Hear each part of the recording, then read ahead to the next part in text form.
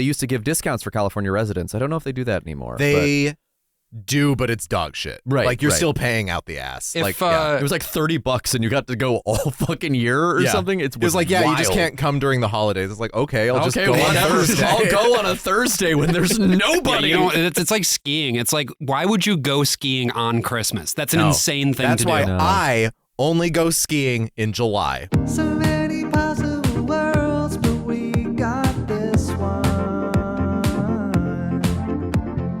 So many possible worlds, but we got this one. Welcome to the Worst of All Possible Worlds, the first and only podcast that only skis in the Southern Hemisphere. Whoa!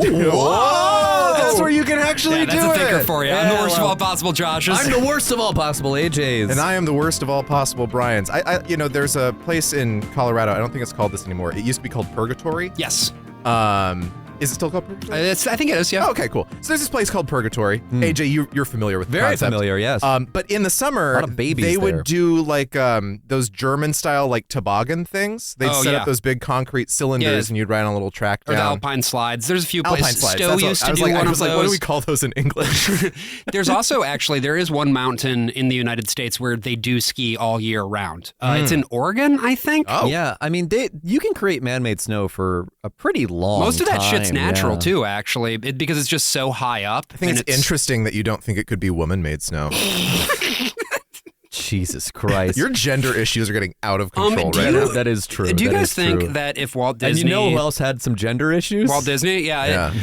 Do you think that if he were alive today, he would be named in the Epstein files? Because I'm pretty sure the answer is yes. I don't think so, I actually. don't. I really don't. Of all the weirdly. stories, of all the weird, I mean, we'll name someone in that studio who would be. Absolutely. But, of all the stuff that was going on in that studio, you never hear people say it about Walt Disney. Really? I think he Yeah. really was, in a lot of ways, that person that he portrayed who was just like this workaholic family man. Sure. He was Yeah. married to the same woman his entire adult life. He had his kids. He was apparently a good father. He made sure to drive his daughters to school every day. Yeah. And he had a no fraternizing policy at work, but he also seemed pretty okay with looking the other way in Yes. the case of most relationships. Yeah, I think mostly because he knew that it would like keep his animators from crawling up the walls. Basically, Because they were all horny little bastards. They're I- animators, yeah. I don't know if you've ever heard the phrase "dipping into the company ink" before, but that was started because of Disney, because all of the So it was the ink department. because the ink department was mostly female at the right. time, and so- entirely female. Yeah. I mean, really, in all meaningful sense, anything that was getting applied to the celluloid, ink, paint, all of that was all women, including the chemists making the paints. Yes. it's one of those things that like I don't buy that Walt Disney would be on like going to Epstein Island. I do buy him as potentially being a serial killer. That is like that seems more up his alley What do you to think? me. What do you think is in the tunnels under Epcot? It's just bodies. That's what I'm saying. So we've established up top Walt Disney, feminist icon. We know him, we love him. And, Feminist, very left wing. and we are here today.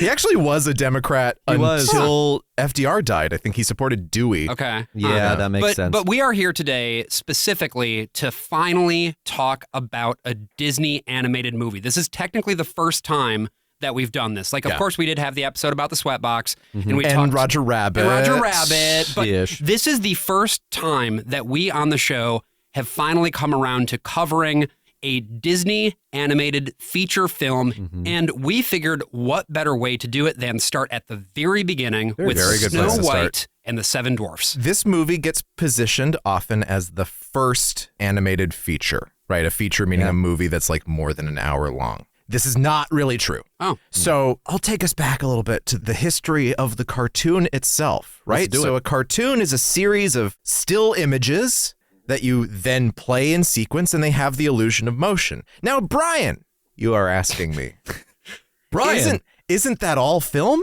isn't that all film? Yes, kind of, but we're not going to count it that Oh, way okay, because all right. that would be exhausting to do. Well, it's got to right? be hand drawn. You can't call every movie, but does it have to be hand drawn? Well- We've got cartoons that are made with computers Well, and, nowadays. and keyframes. Are you telling me they were making animations with computers back in 1937? No, but Josh, do you draw a clay model? Oh fuck! You got have me. snafu You got me today. there. I've been my petard. No. Fuck! So we'll get that out of the way. Of course, yes, any sequential images have the illusion of motion, blah, blah, blah. Let's limit this to objects that are otherwise not moving, right? A clay model isn't itself moving. A puppet is not necessarily moving. No. You are posing it and then photographing it in still images. You can also do this with live actors. It's called pixelation, not pixelation. Scott Benson talked about it a little bit when we were talking about That's Dracula, right. because they did Yeah. it for one scene. But printed animation goes back to about the 1880s. Oh. And I'm going to say this word, the phenakistoscope. Oh. That's a word. Jesus. What is that? It's a precursor to the zoetrope. Ooh.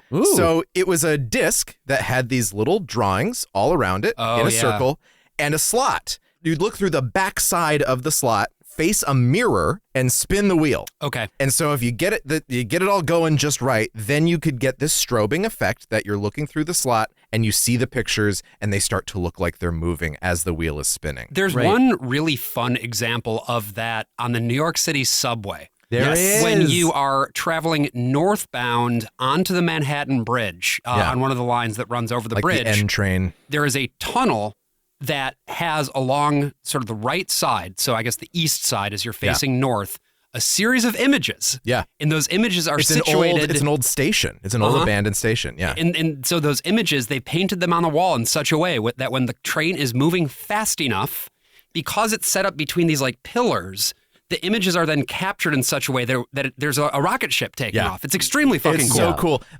Yesterday, I was going into Manhattan to see a play, and the train stopped at that part, and I was like, "Oh, Yeah, you I all don't get to see the cartoon." And the problem is that it usually stops there because I it's know. the end of the D having to go over the Yeah, bridge yeah, at the yeah. same time. But again, it's one of those things. I remember the first time seeing that, I thought it was just fucking magic. Like, Yeah. because no one tells No one- you no one about does. that. No, I was like, one what the talks fuck? about What it. just Like, happened? what's happening outside my window? There's a wizard out there.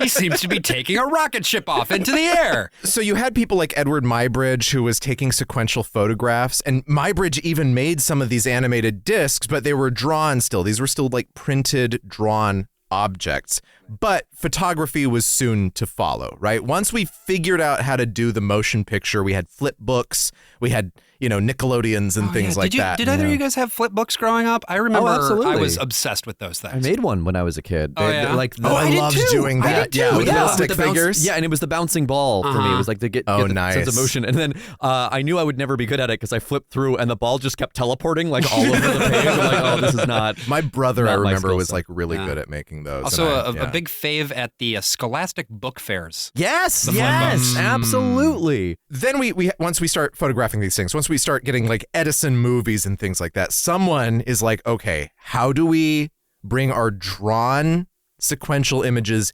into the world of projected film? So we have the founder of a company called Vitagraph. That's an early motion picture company, Stuart Blackton.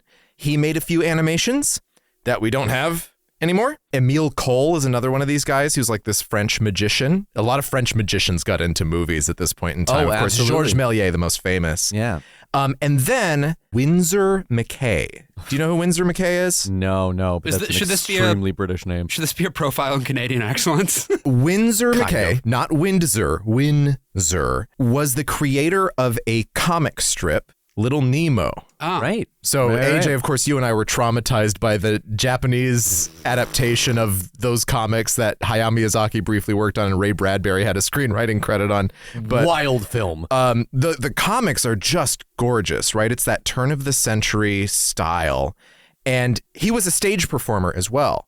And so he had this like live act that he would do these tricks, including trick films, including an animated character of his that would come out. He'd like have this piece of paper that showed a cave, and he'd tear the piece of paper, and I guess you'd see this projection where a dinosaur comes out of the cave, Bertie the dinosaur. Aw. And he'd tell her to do things and she'd do it, and then he'd like jump into the screen and the lights would go out and then you'd see an animated version of him ride fun. right away on her. And so that still exists. You can watch it now. So it's like a mixed media kind of thing. Oh, that's so, nifty. I mean, you've heard of McGee and Me. This is Birdie. This is McKay and May. McKay and Bartet. Hey! And he also animated a little Nemo sequence. Oh, sure. And hand colored it. So these things were not being mass produced. They were just done by him for this audience. Eventually, Hearst ends up reprinting some of the Birdie the Dinosaur stuff in a little film that frames it. But his style of animation is just paper.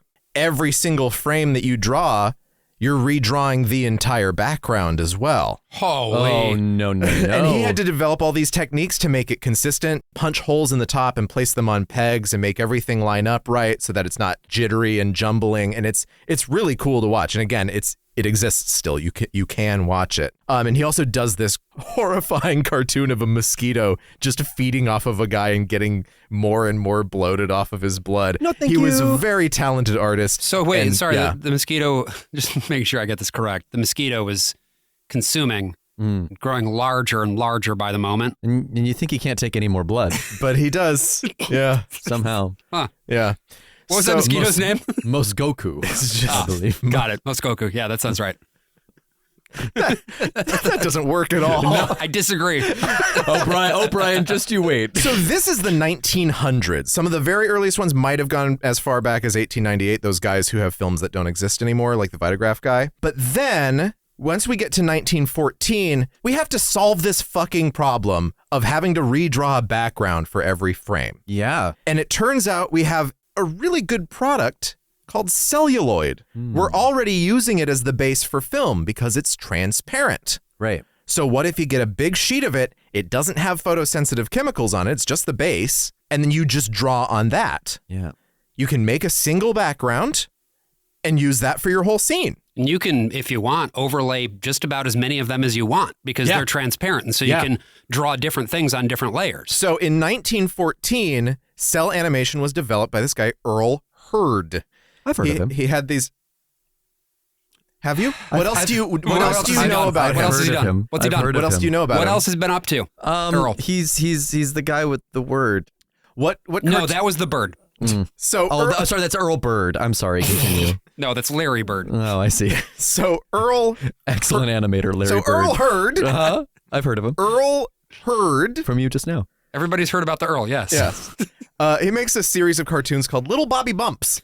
Oh. And Little Bobby Bumps gets into, mischief. Sometimes with He's bumping stuff. sometimes with a racial character. Uh-oh. Speaking of Windsor This is McKay, your uncle, little baby Bob Bumps now. I would argue he does not bump, in fact. so he hangs out with the kid. He's nice to him. It's just that the kid is drawn in a completely inhuman fashion Bummer. in the style of minstrelsy. you hate to see it. Yay! It is the style at the I time. love living in the early 20th century. Titanic just sank. Yeah. There's Like- blackface everywhere. Well, I was talking about Windsor McKay. Typhus. One of the main characters in the Little Nemo comics is just this grotesque racial. no. It's so crazy with that character. shit, right? How like all of that old stuff will be so winning and charming and cute, and then you will see just the most hideously racist thing you've ever seen in your life. Yeah, it's just like Little Nemo walks up to the camera and is like, "I love Adolf Hitler." You're like, you didn't need to say that, Little Nemo. Huge fan. It's the 1910s. We don't even have a synchronized dialogue yet. He's just a painter at this point.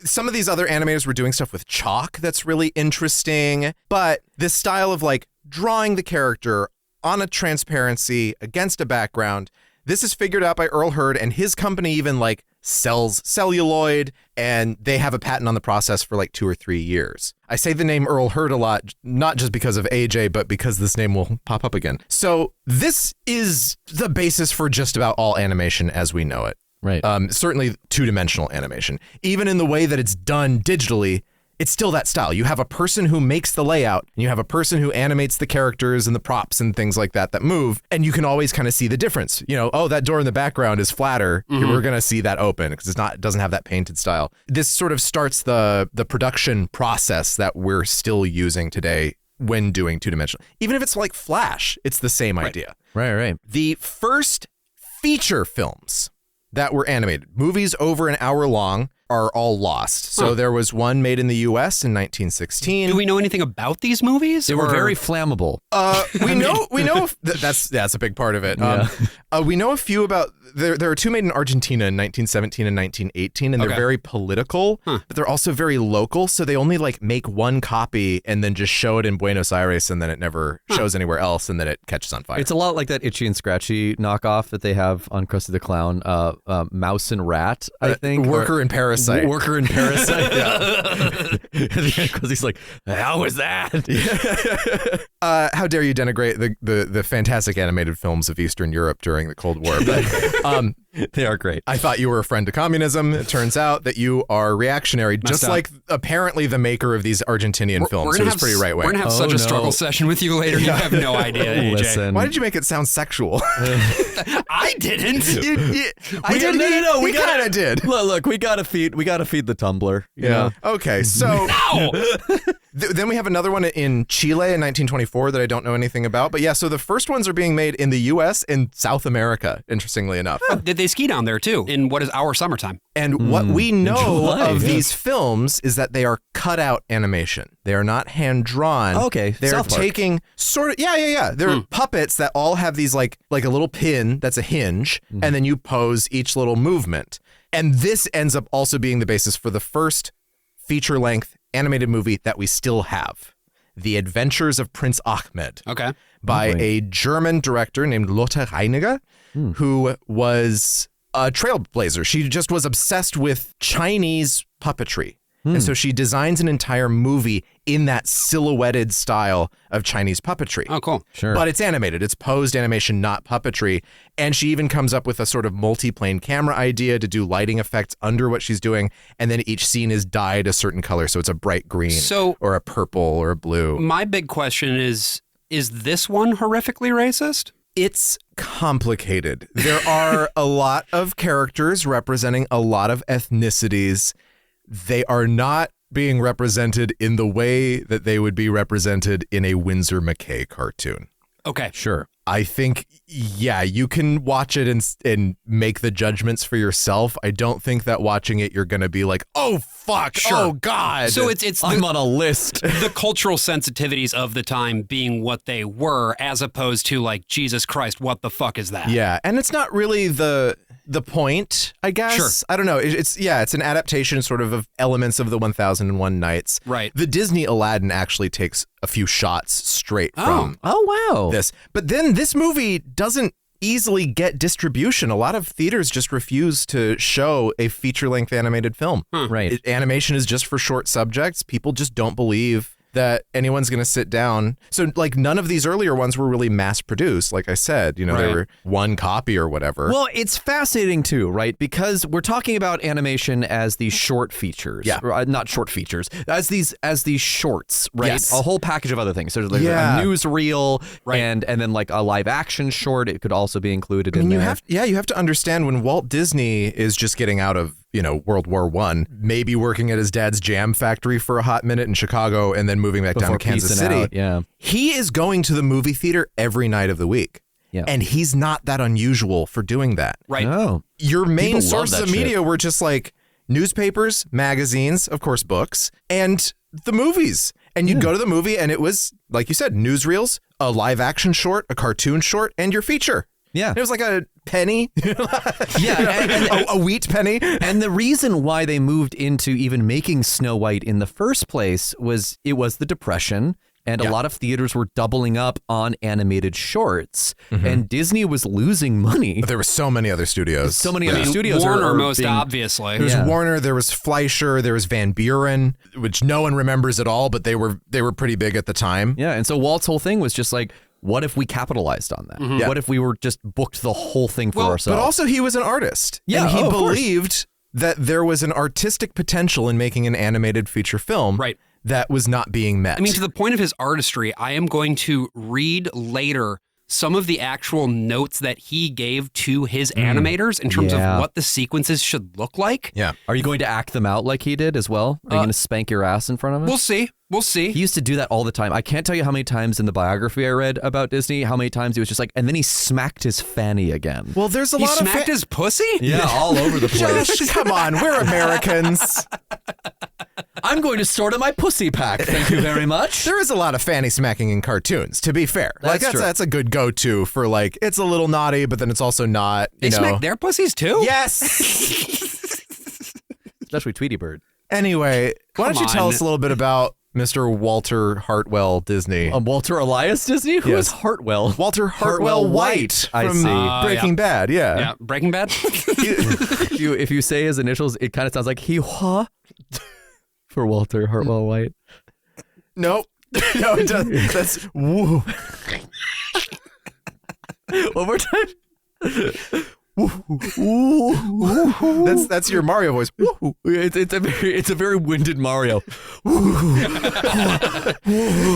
AJ, tell please. To me. Mario. You would not believe the shit I've seen. Holy fuck, I died. I actually fucking died like 90 times. The warp pipe sucked the shit out of me. Okay, so Walter Elias Disney. Mario crawled through 5 miles of shit to get to Princess Peach's castle. And when he got out of the pipe, he found out she was in a different castle. What is this a reference to? The Shawshank Redemption. Oh, right, of course. Jesus. Oh, man. Okay, so Walter Elias Disney, he's born on December 5th, 1901 in Chicago to his parents Flora and Elias Disney. The Disneys themselves emigrated to North America in the early 1800s from Ireland. Yeah, this was Canada first. Yeah, they went to Canada first. This is pre-potato famine even. Yeah, and they were really going for, you know, the Canadian land of opportunity. And the name Disney is such a unique name. It's this anglicized French name because a bunch of people came over during the Norman conquests. Okay. Yeah. Not during House and Garden. I got that mixed up. No, I'll tell you that. That's a different That set Alan of plays. Ayckbourn play cycle is very different. That's a joke for everyone. That's a joke for you specifically. Somewhere Alan Ayckbourn is listening to this podcast going, hey, Yeah, so it's these French people and their name sort of becomes Disney, and then some of them end up going from England to Ireland. Walt's even. grandfather is a guy named, I swear to God, Keppel Disney. All right. People were just doing shit in the people were 19th just century. naming That's like the shit. most whimsical name I've ever heard. And Keppel was sort of a like Daniel Plainview kind of figure. He moved. Well, hello there. My name is Keppel. Wait, and I this was- is my son Elias. I was going to joke that sounds like an old-timey prospector, but like that's He actually was. kind He of what was he did. He was prospecting. an old-timey prospector. amazing. He was prospecting in Ontario. Yeah, he was actually, they went wherever the money was. So Yeah. he tried to be a farmer. No Disney was ever good at being a farmer. No. Across the Well, board, they were all too a little bit And antsy they for ran it. into the same thing that my family ran into, which is that they were still getting some of that free land that the U.S. was just handing out. But all the good land was already taken. Yeah, so they're stuck in like southern Missouri. But that's the thing is that they didn't get anything from the Homestead Act because they weren't citizens yet. Oh, fuck me. Yeah. So they bought that? They bought Oh, that they're land. stupid as yeah, shit. they're very dumb. Oh, because that land is no good. My No. grandfather was like, fuck this. I'm going to San Diego forever. And you know what? Good on him. It's very lovely there. But He was like, it doesn't rain? wait, Ocean Beach? We can just go there? California burritos for every meal? Your grandfather loved French They've fries in his invented the burritos. cheeseburger down there? It's crazy. But basically, Keppel was like, it's so fun to say. Keppel was just like moving around looking for the next get-rich-quick scheme, right? Yeah. He went oil drilling. He went salt mine drilling. And then, very famously, he went out for the gold rush. Up to the Yukon? No, he went to California. Oh. Yeah, briefly. That gold rush. None of it worked out. Nope. None of it panned out. But that I guess explains you could that. say. Nice. But that also explains then how the Disneys ended up in California. Yeah. Eventually. Well, they went, not really, no? actually. Yeah, not no, really. because they went leave everywhere California and they else. go to the Midwest. Oh, Yeah. no. No, my inductive reasoning foiled again. It turns out it was quite a trick to get rich quick if you dig with a shovel or a pick. And it didn't work out for Keppel Disney. It sure didn't. And so Keppel dies. Bye, Keppel. As happens. And in I'm Keppel Disney. I'm dead. his name becomes I'm Dead. I'm Dead Disney. I'm Dead Disney. Brian's best joke. Correct. In 1906, Walt's father, Elias, moves the family to Marceline, Missouri. Yeah. And this is Walt Disney's origin story. He always talks about this farm, and I've seen pictures of it now because I watched the PBS American Experience about Walt Disney. I was like, this is sad. This is a Yeah. shitty farm. But he was just a little boy, so like Everything was magical, whimsical. He's like, I got to have a mule, you know. I just looked up Marceline, by the way. It's in the middle of fucking nowhere. It really is. But, the way that at least the biography I read, which is called Walt Disney, The Triumph of the American Imagination by Neal Gabler, who, by the title of that, you can probably assume how he feels about Walt Disney. Yeah.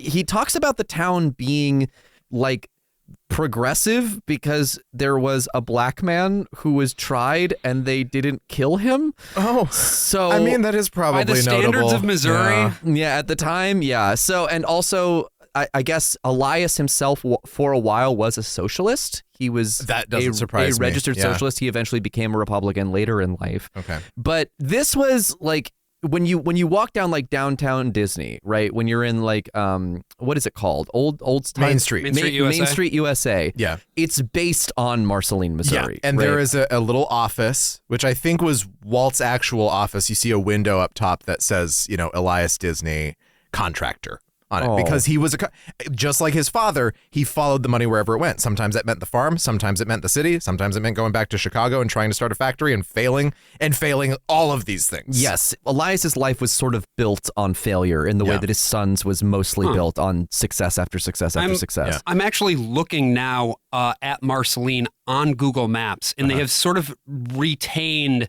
on their main street sort of this more picturesque quality. See, when I was looking at pictures of Marceline, all I could find was pornography of Princess Bubblegum. Sure. No! Yeah. No, you can sort of see here. This is a bit, Yeah. The people like Disney fanatics will still go here. They'll make pilgrimages to Marceline, I'm and there's sure a they do. Disney museum just off Main Street. Okay, yeah. I'm guessing they probably have little like Mickey Mouse things out everywhere. Sure, little hidden yeah. Mickeys all over town.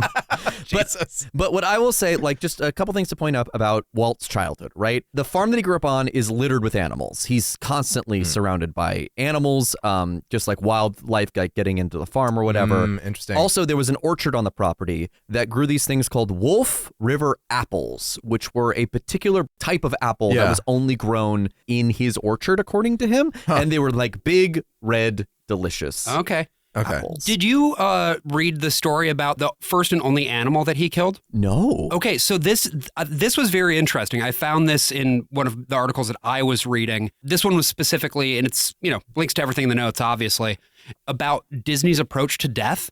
Apparently, when he was a little kid, there was an owl that startled him, Oh, no. and he grabbed the owl and stomped on it and killed it. Oh, that's a real story. Yes. Okay, that's in that Philip Glass opera about him. No, that is something that he did. Oof. And that haunted him for the rest of his life because he loved animals. Was it because there was a little baby owl that came up and said, "Get up, Dad, get up," and started just pawing at him with his head? Yes, that's what happened. Yes. Yeah.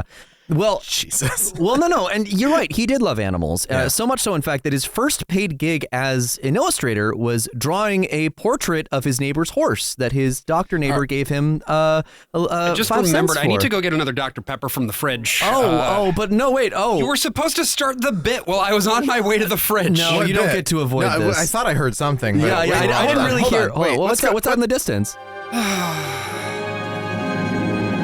When you wish upon a horse, nothing happens, it's a horse.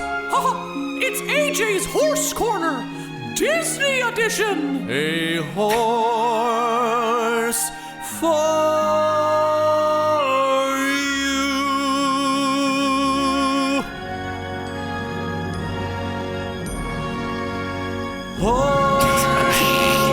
Come on. Ooh. What the fuck did that horse drawing look like? Did it have big Disney eyes? I just look like a normal horse. Did it have those soft Disney lips? Did it have proportional ears that went all the right ways? Probably not. Proportional to what? He hadn't taken classes yet. If it wished it was a real horse and the blue fairy granted him that wish, would it immediately regret that decision with its too small head and its dislocated back legs and its horse teeth that aren't actually in the mouth but just sort of floating in the space right in front of his mouth? What are you talking about? Would it long for death? What do you say, gentlemen? Dizier or Disney? I say that I think it was a normal fucking horse. I'd say probably abnormal. This has been AJ's Horse Corner Disney Edition. Like a colt out of the blue, when life gives horse, make some glue. When you wish upon a horse, your dreams come. It's AJ's Horse Corner, Disney Edition. Ha